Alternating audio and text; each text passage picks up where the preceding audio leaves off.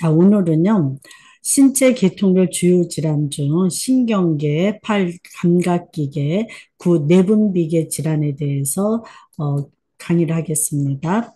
7. 신경계, 노화에 따른 신경계 특성을 보면은요, 신경세포의 기능이 저하돼서 감각이 둔하다. 예, 다 감소되고 둔하죠.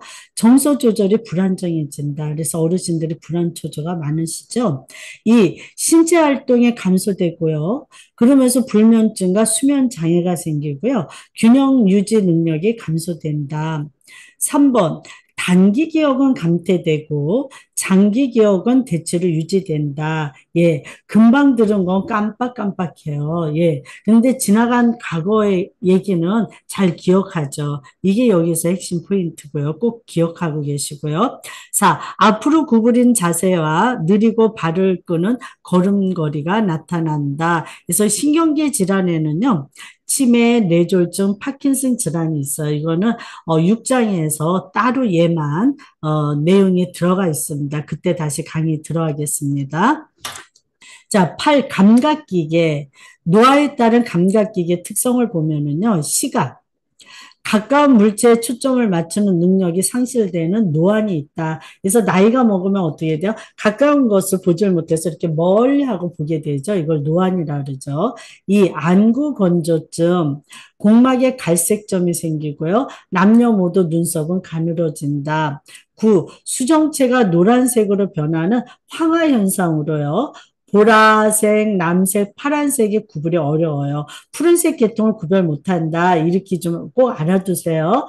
보라, 남색, 파란 이렇죠. 그래서 시험 문제 국시에 하하 현상으로 구별할 수 있는 색깔은 해서 1.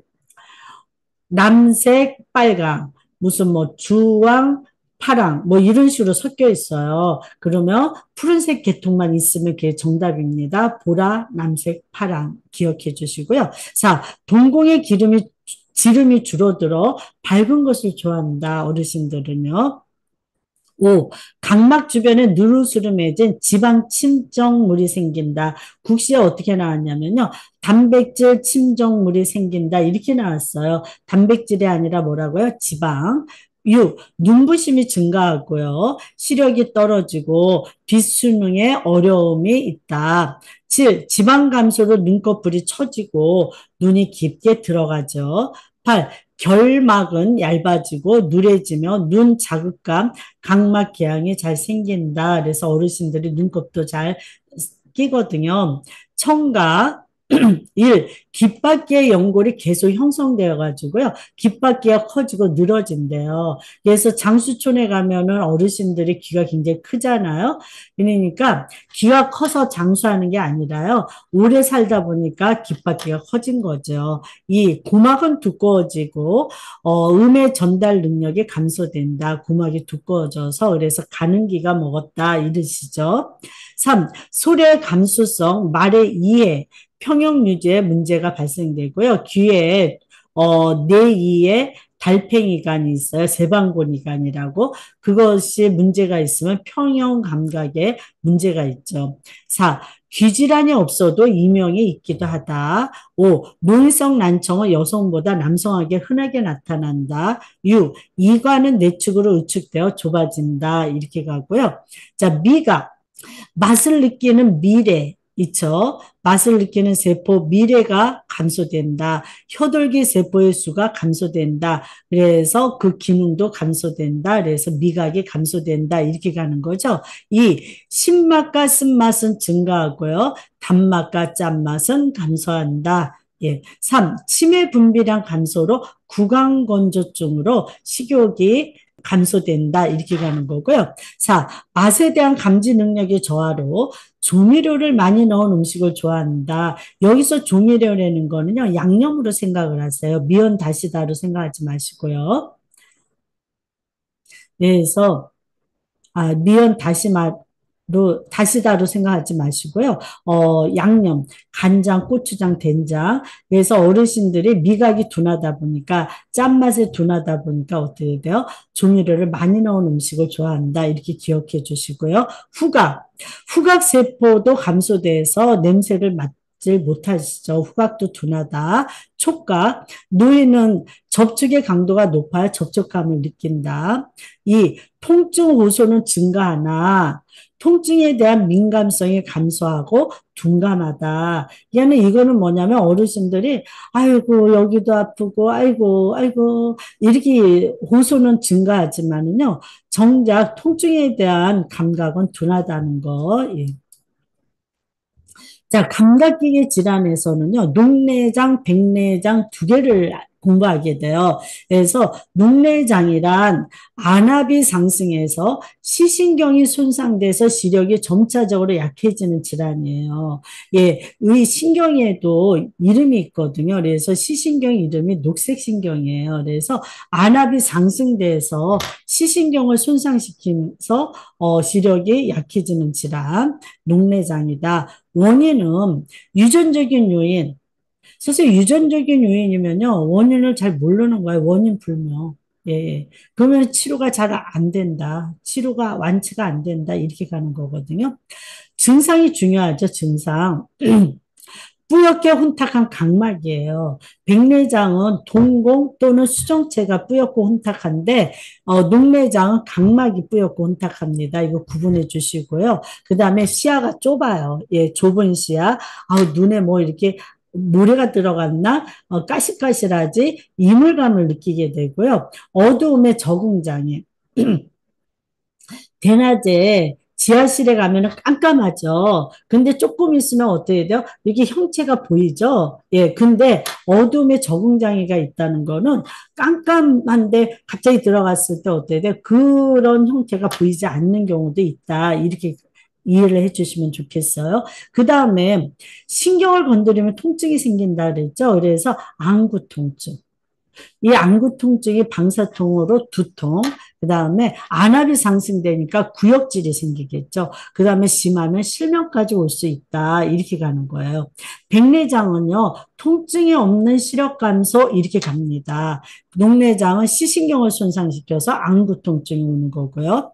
치료미 예방은 완치가 안 돼요. 그래서 조기 발견하면 시력의 약화를 막거나 늦출 수는 있다. 이 얘기고요. 이 어두운 곳에서 책을 보거나 일하지 않고 과로를 피하고 규칙적인 생활을 해라. 어두움에 적응장애가 있으니까요. 3. 눈의 피로, 두통, 안구 통증, 안경이 잘 맞지 않는 경우, 눈이 침침하고 잘 안 보이는 경우에는 안과 진료를 받도록 하세요. 이렇게 가는 거죠. 자, 녹내장 대상자 일상생활 주의사항. 녹내장에서는 이거에 대해서 시험에 잘 나오죠. 네. 안압이 상승돼가지고 시신경을 손상시키니까요. 안압이 올라가지 않도록 해줘야 되겠죠. 1. 목이 편한 복장을 하며 금연 절주한다. 2. 물구나무 서기, 안압이 상승하겠죠. 윗몸 일으키기, 복압을 상승하겠죠. 이런 것들은, 이런 운동은 피해라.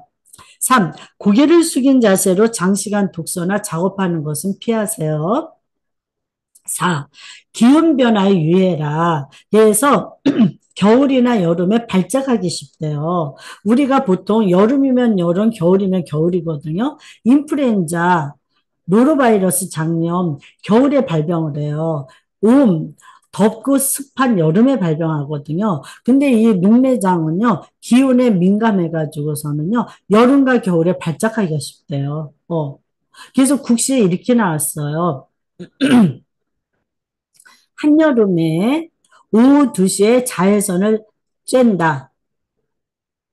예, 일광욕을 한다. 이건 X죠, 선생님. 있죠. 그래서 제가 낸 문제는 이렇게 냈어요. 겨울철에, 빙어 얼음 낚시를 한다. 이렇게요. 그것도 X죠. 있죠. 그래서 겨울이나 여름에 발작하기 쉽다. 5. 한눈에 녹내장이 오면 다른 눈에도 올 수 있으므로 두 눈 모두 정기검진을 받는다. 이렇게 가는 거죠. 국시에 이렇게 나왔어요. 한눈에 녹내장이 오면 예방 차원에서 다른 눈에도 동시에 약물 치료를 한다. X 있죠.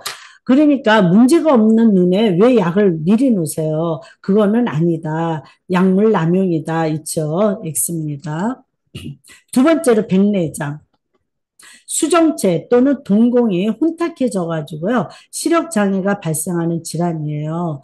검은 눈동자의 이 동공 또는 수정체에 백태가 껴서 뿌옇게 보이거나 잘 안 보이는 질환.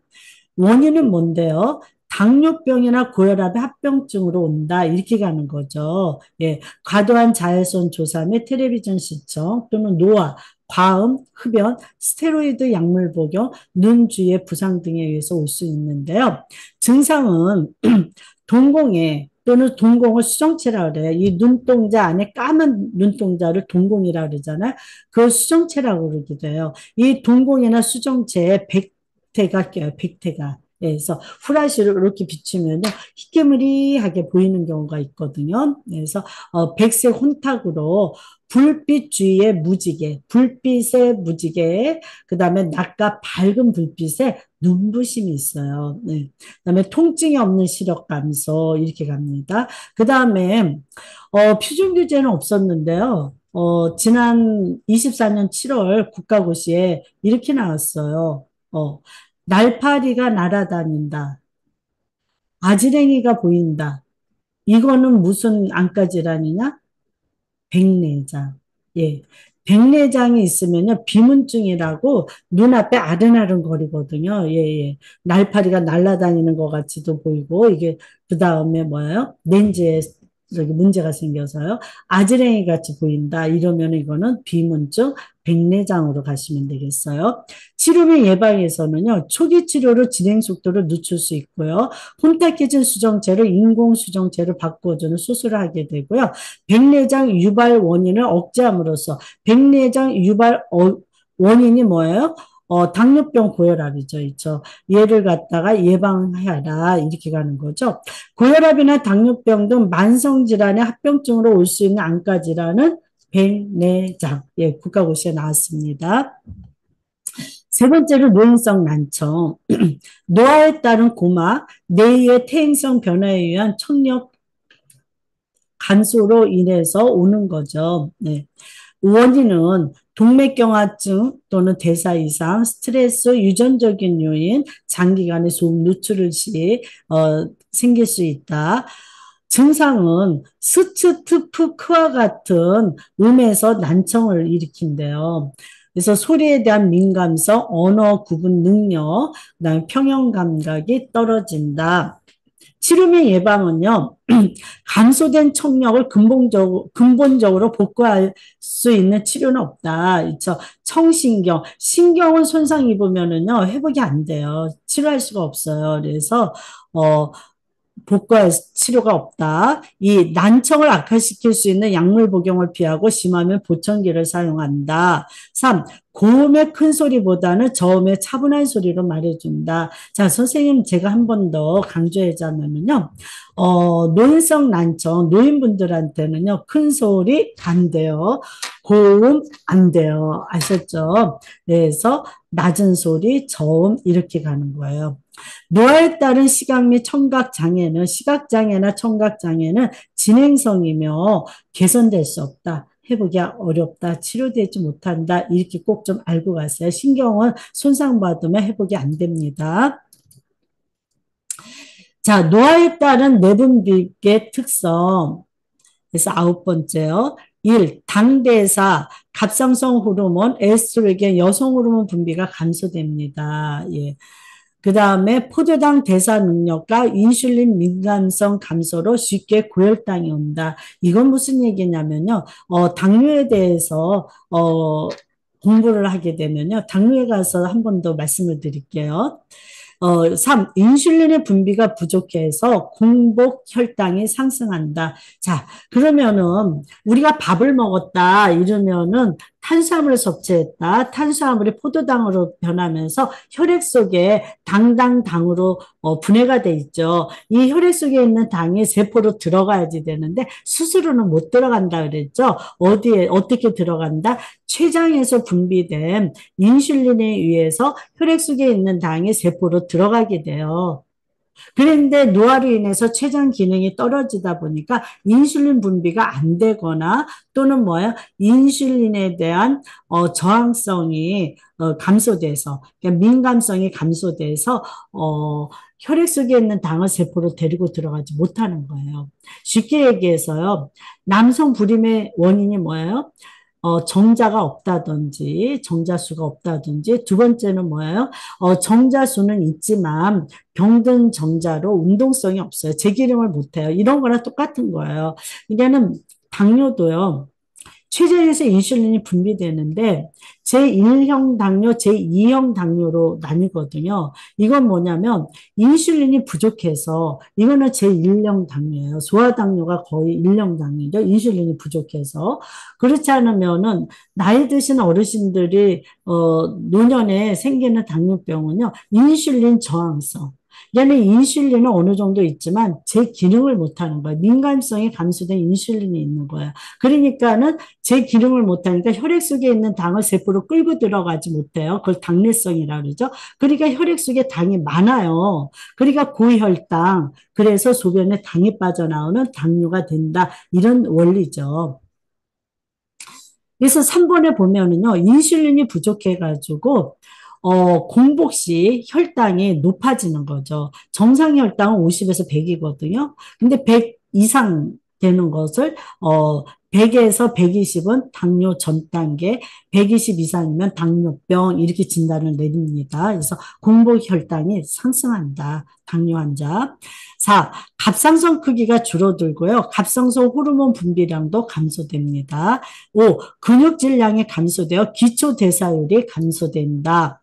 자, 당뇨병, 인슐린이 부족하거나 인슐린 민감성 감소로 인해서 포도당이 세포 내로 들어가지 못해서 당내성이 떨어져 가지고요. 혈액 속에 있는 당이 세포로 들어가는 걸 당내성이라는데 그것을 못하는 거예요. 그래서 혈액 속에 포도당 수치가 올라가서 소변에 당이 섞여 나오는 질환을 뭐라 그런다? 당뇨다. 이렇게 얘기할 수 있는 거죠. 원인은 과식, 비만, 운동보조, 스트레스, 유전.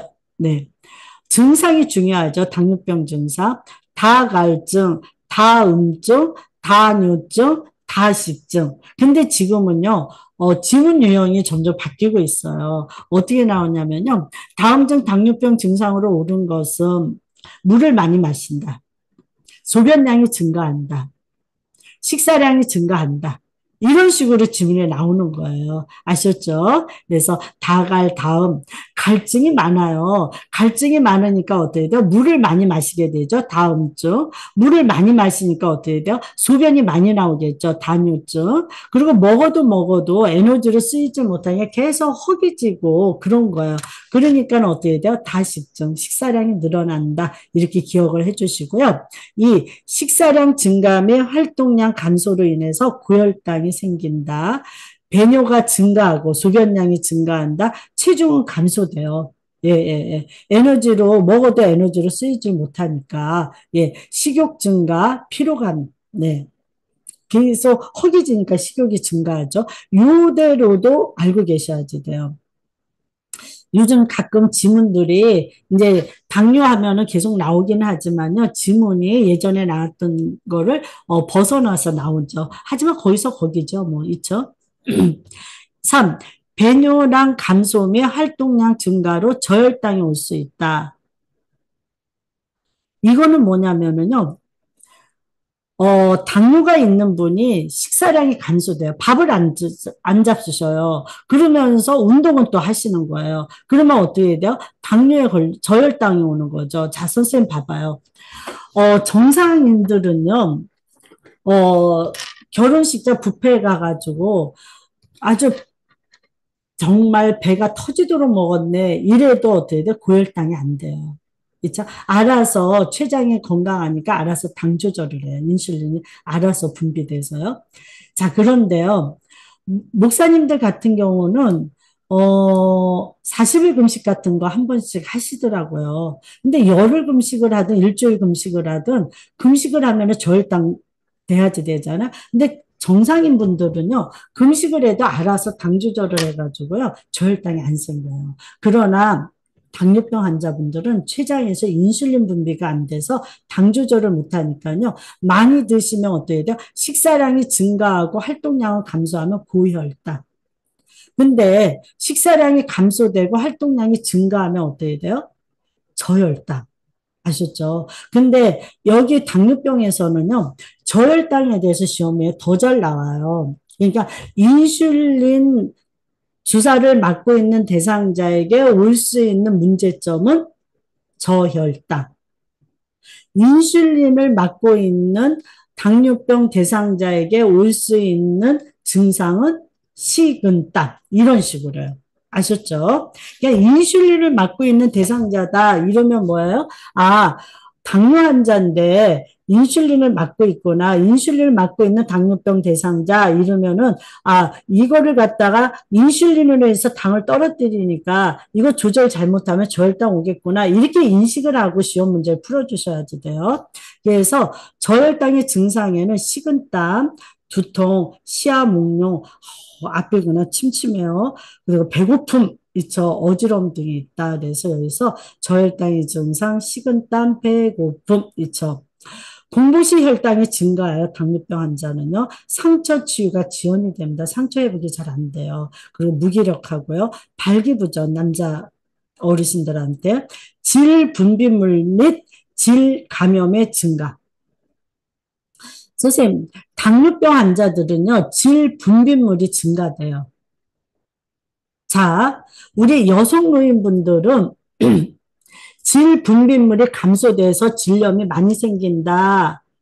이렇게 나왔었죠, 앞에서. 자, 근데 당뇨로 인해서, 염증이 잘 생기다 보니까 우리가 염증이 생기면 어떻게 돼요? 삼출물, 그 염증이 있는 부위에 진물이 생긴다, 분비물이 생긴다, 이렇게 생각을 해 주셔요, 삼출물. 그러니까 질 분비물이 증가하는 거예요. 이거는 당뇨 환자는 따로 좀 기억해 주세요. 그래서 그러면서 질 감염이 증가한다. 이렇게 이해를 해 주시고요. 그 다음에 감각 이상이 온다.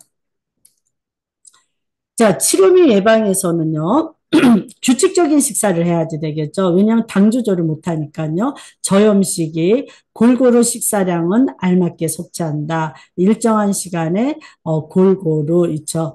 이 식후 30분에서 1시간 후에 최소한 30분 이상 주 5회 이상 규칙적인 운동을 해라. 예, 식사하고 나서 이제 소화가 되려고 하는 그 30분부터 어떻게 돼요? 운동을 하세요. 예.